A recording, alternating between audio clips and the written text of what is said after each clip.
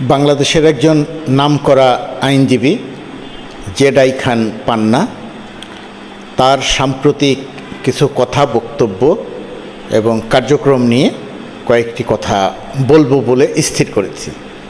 গত কিছুদিন ধরে এই বিষয়টি মনে মনে ভাবছিলাম যে কথা বলবো, কিন্তু কথা বলা হয়ে ওঠেনি অন্যান্য নানাবিধ ইস্যুর কারণে।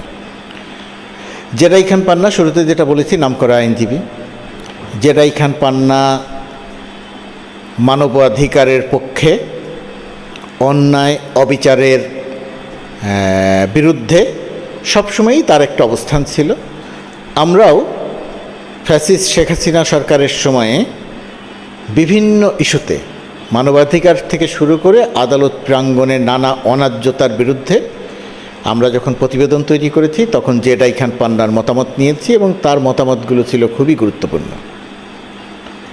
বৈষম্য বিরোধী আন্দোলনের সময়ও জেডাই খান পান্না এই বৈষম্য বিরোধী ছাত্র আন্দোলনে, ছাত্র জনতার আন্দোলনের সঙ্গে বা পক্ষে অবস্থান ছিল। সেই জেডাই খান পান্না বর্তমানে এসে যে কথাগুলো বলছেন, সেই কথাগুলোর সঙ্গে তার পূর্বের যে অবস্থান, সেই অবস্থানের মিল পাওয়া যাচ্ছে না। মিল না পাওয়ার ক্ষেত্রে অনেক যুক্তি থাকতে পারে। প্রথমত কথা, একজন মানুষের চিন্তাভাবনা সবসময় একরকম নাও থাকতে পারে, তার চিন্তাভাবনায় পরিবর্তন আসতে পারে। তিনি মনে করে থাকতে পারেন যে হ্যাঁ, অতীতে আমি এই কথাটা বলে ভুল করেছিলাম, এখন সেই ভুলটা সংশোধন করছি। যে কোনো কিছুই হতে পারে। জেডাই খান পান্নার ক্ষেত্রে আসলে কি হলো? জেডাই খান পান্না বলছেন তিনি সুযোগ আসলে শেখ হাসিনার পক্ষে মামলা লড়বেন।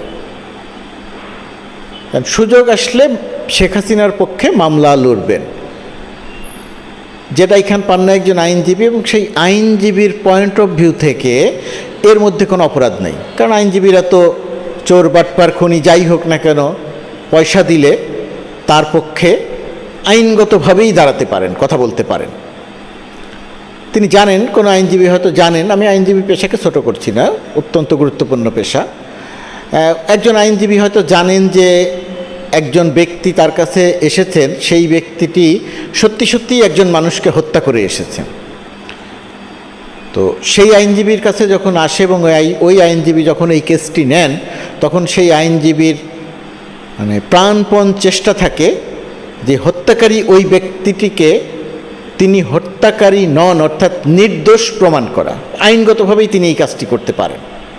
দু একজন বা কিছু কিছু আইনজীবীর ক্ষেত্রে ব্যতিক্রম আছে, তারা এই ধরনের মামলা হয়তো নিতে চান না।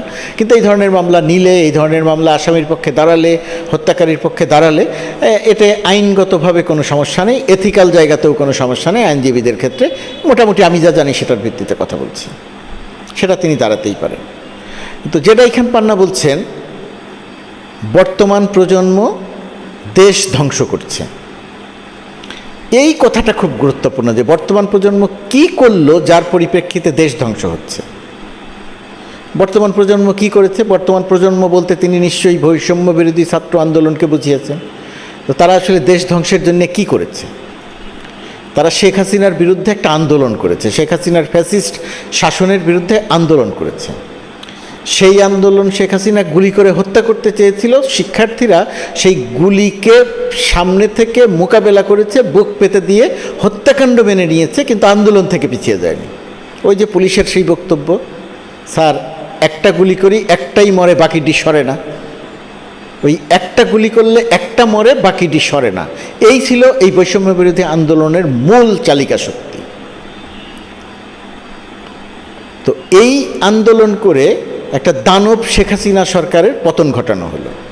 শেখ হাসিনা সরকার যে খারাপ ছিল, ফ্যাসিস্ট ছিল, ফ্যাসিস্ট শব্দ হয়তো তিনি বলেননি, দানব শব্দ হয়তো তিনি বলেননি, কিন্তু শেখ হাসিনা সরকারের মানবাধিকার লঙ্ঘন, হত্যা, জালিয়াতি, লুটপাট, অর্থ পাচার ইত্যাদি ইত্যাদি বিষয়ে সবগুলো, আমি যতগুলো বিষয় বললাম ততগুলো বিষয় না থাকলেও অধিকাংশ বিষয়ে জেডাই খান পান্না তো সোচ্চারই ছিলেন।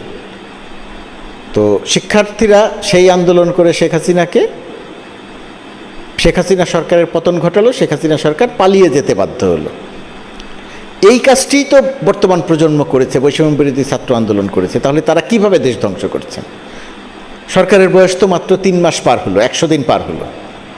এই 100 দিনের মধ্যে তারা কি করলেন যে দেশ ধ্বংস হয়ে গেল, জেরাই খান পান্না বলছেন? তাহলে কি জেরাই খান পান্না মনে করছেন যে শেখ হাসিনা যে গণহত্যা চালালো, এই গণহত্যা শেখ হাসিনা চালান নাই? অথবা জেরাই খান পান্না কি এই গণহত্যা সমর্থন করছেন যে শেখ হাসিনার গণহত্যা ঘটানোটা সঠিক ছিল? ছাত্র জনতাকে যদি গুলি করে, ওই যে পুলিশের গুলি করে, একটাকে গুলি করি একটাই মরে বাকিটি সরে না, এটাকে জাস্টিফাই করছেন জেরাই খান পান্না? এটা দিয়ে তিনি বলছেন যে দেশ ধ্বংস করা হলো? জেরাই খান পান্নার মূল মানে অভিযোগটা কি? জেরাই খান পান্নার বিরুদ্ধে একটি হত্যা মামলা হয়েছিল, সেটা থেকে তার নাম প্রত্যাহার করা হয়েছে। এটা নিয়ে দেশব্যাপী একটা প্রতিক্রিয়া হয়েছে, জেরাই খান পান্নার নামে কেন হত্যা মামলা হবে, হত্যা প্রচেষ্টা মামলা হবে। সারা দেশে গণমাধ্যমের হিসেব অনুযায়ী এখন পর্যন্ত পাওয়া গেছে 800 মতো মানুষকে শেখ হাসিনা হত্যা করেছে, শহীদ করেছে। বৈষম্য বিরোধী ছাত্র আন্দোলনের তথ্য অনুযায়ী 1500-এর উপরে।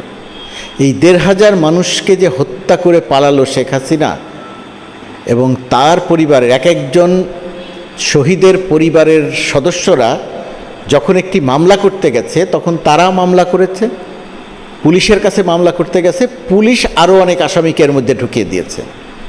একটা কৌশলে পুরো সরকারকে একটা বিব্রত করা, গণ অভ্যুত্থানকে একটা প্রশ্নবিদ্ধ করার একটা কৌশল ছিল। সেই কারণেই হয়েছে, এবং সেই কারণেই জেরাই খান পান্নার নামে মামলা হয়েছে, এবং সেই মামলার প্রতিক্রিয়া হয়েছে দেশব্যাপী। কেন তাকে আসামি করা হলো, পরে তার নাম প্রত্যাহারও করা হয়েছে। এখন এই বিষয়টি জেরাই খান পান্নাকে অত্যন্ত ক্ষুব্ধ করেছে। ক্ষুব্ধ করতেই পারে, ক্ষুব্ধ করার যুক্তি আছে। এই জন্যে কি বর্তমান প্রজন্ম দেশ ধ্বংস করছে এরকম একটা সিদ্ধান্তে পৌঁছে যাবেন? গণহত্যাকে সমর্থন করবেন? শেখ হাসিনাই ভালো ছিল এই কথা বলবেন? নির্বাচন ব্যবস্থাকে যিনি ধ্বংস করে দিয়েছেন, বাংলাদেশের প্রতিটি ইনস্টিটিউশনকে যিনি ধ্বংস করে দিয়েছেন, পেশাজীবী আইনজীবীদের সংগঠন ধ্বংস করে দিয়েছেন, সাংবাদিকদের সংগঠন ধ্বংস করে দিয়েছেন, পুলিশ ধ্বংস করেছেন, পিএসসি ধ্বংস করেছেন, ব্যাংকিং খাত ধ্বংস করেছেন, আর্থিক সেক্টর ধ্বংস করেছেন, বৈদেশিক খাত ধ্বংস করেছেন। এমন কোনো সেক্টর নেই শেখ হাসিনা ধ্বংস করে নেই। তথাকথিত উন্নয়নের নামে সব কিছু ধ্বংস করে দিতেন, জেরাই খান পান্না এগুলো খুব ভালো করে জানেন। তারপরেও তিনি দায় দিচ্ছেন বর্তমান প্রজন্মকে।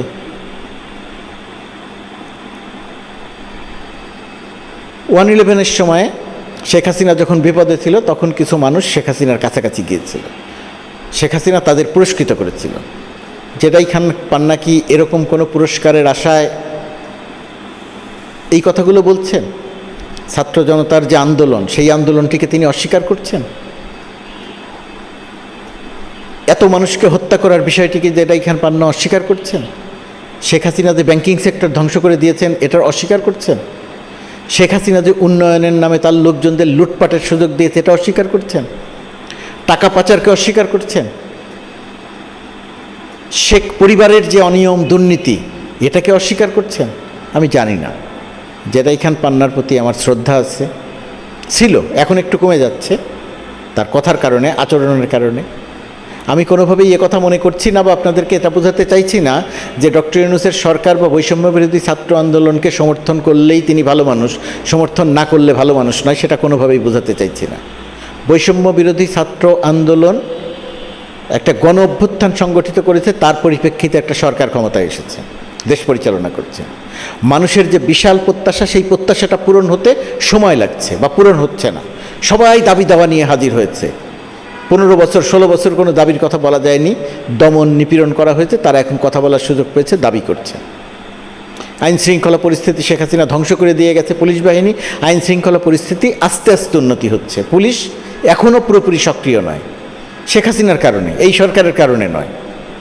জিনিসপত্রের দাম কমেনি, উল্টো আরও কিছু কিছু ক্ষেত্রে বেড়েছে, কোনোটা কমেছে, কোনোটা ক্ষেত্রে বেড়েছে। এখন জিনিসপত্রের দাম কমানো, যে সরকারি ক্ষমতায় আসুক, বাস্তবতা হচ্ছে জিনিসপত্রের দাম কমানো প্রায় অসম্ভব। কেন অসম্ভব? কারণ আমাদের অর্থনীতিটাকে ধ্বংস করে দিয়ে গেছে শেখ হাসিনা, এই কারণে কমানো অসম্ভব। অপকর্ম করে গেল শেখ হাসিনা, বৈষম্য বিরোধী ছাত্র আন্দোলন রক্ত দিয়ে তারা শেখ হাসিনাকে অপসারণ করলো, পতন ঘটালো, পাল্লাতে বাধ্য করলো। ক্ষমতায় এলো ডক্টর ইউনূস, দায়িত্ব নেয়ার সাথে সাথে চারিদিক থেকে একটা বিশৃঙ্খলা তৈরি হলো। গণঅভ্যুত্থান মানেই বিশৃঙ্খলা, সেই বিশৃঙ্খলা নিয়ন্ত্রণের জন্যেই একটা গণঅভ্যুত্থান পরবর্তী একটি সরকার। তো সেই সরকারের সামনে এত দাবি, সেই সরকার এখনও পুরোপুরি কাজই শুরু করতে পারছে না। সেই সরকারকে ব্যর্থ বলা হচ্ছে, সেই সরকারের চালিকা শক্তি বৈষম্য বিরোধী ছাত্র আন্দোলনকে বলা হচ্ছে যে তারা দেশ ধ্বংস করছে। তাহলে জেডাই খান পান্না কী করছেন, জেডাই খান পান্নারা কী করছেন? তারা কি বুঝে করছেন? নিশ্চয়ই বুঝে করছেন। জেডাই খান পান্না অত্যন্ত বুদ্ধিমান মানুষ, বড় আইনজীবী। বহু বড় মানুষ নিজের ব্যক্তি সুবিধার জন্যে অন্যের অপকার করার জন্যে আত্মসমর্পণ করেন, দেশবিরোধী অবস্থানও নেন। আমি জানি না জেডাই খান পান্না বর্তমানে কোন অবস্থান নিচ্ছেন, তিনি কি প্রমাণ করতে চাইছেন, তিনি কি অর্জন করতে চাইছেন। বৈষম্য বিরোধী ছাত্র আন্দোলন এখন পর্যন্ত দৃশ্যমানভাবে এমন কোনো কিছু করেনি যার মধ্যম দিয়ে বলা যায় যে তারা দেশ ধ্বংস করেছে। তাদের অনেক আচরণের সঙ্গে আপনি একমত না হতে পারেন, তাদের অনেক কাজের আপনি সমালোচনা করতে পারেন, ডক্টর ইউনূস সরকারের অনেক কাজের আপনি সমালোচনা করতে পারেন, সেই করার অধিকার সবার আছে। ডক্টর ইউনূস নিজেও বলেছেন সরকার সেটা শুনবে কি শুনবে না সরকারের ব্যাপার, কিন্তু সমালোচনা করার অধিকার আছে। কিন্তু তাই বলে তারা দেশ ধ্বংস করে দিচ্ছে এই কথা বলার অধিকার নিশ্চয়ই আছে। কিন্তু যে কোনো সচেতন বুদ্ধিমান মানুষ এই কথা কি বলতে পারেন? জেডাই খান পান্না বলছেন, তার মানে হচ্ছে জেডাই খান পান্না যে গেম খেলছেন সেই গেমে তার ব্যক্তিগতভাবে লাভবান হওয়ার একটা মোহ নিয়ে তিনি গেম খেলছেন। খেলতেই পারেন, বহু মানুষের কাছে এই দেশ কোনো বিষয় নয়, পরিবার বা ব্যক্তিই বিষয়, যেমন ছিল শেখ হাসিনার কাছে, একই রকমভাবে এখন হয়তো জেডাই খান পান্নার কাছে। তিনি এখন এই বয়সে এসে নিজে কি পেলাম এই রকম একটা ধারণা তার ভেতরে তৈরি হয়েছে। এত মানুষ উপদেষ্টা হলো, আমি কি পেলাম, আমি কি পেলাম, এই ব্যাপারটা খুবই গুরুত্বপূর্ণ এবং একটা ভয়াবহ বিপর্যয় ঘটায়। 1971 সালের মুক্তিযুদ্ধের পরে দেশ স্বাধীন হয়েছিল, তখন মানুষের মনে প্রশ্ন দেখা দিয়েছিল, দেশ তো স্বাধীন হলো, আমি যুদ্ধ করলাম বা আমার পরিবার যুদ্ধ করলো, আমি কি পেলাম? আমার ভাগ্যের তো পরিবর্তন হলো না, চারিদিকে আওয়ামী লীগের লোকজন লুটপাট করছে।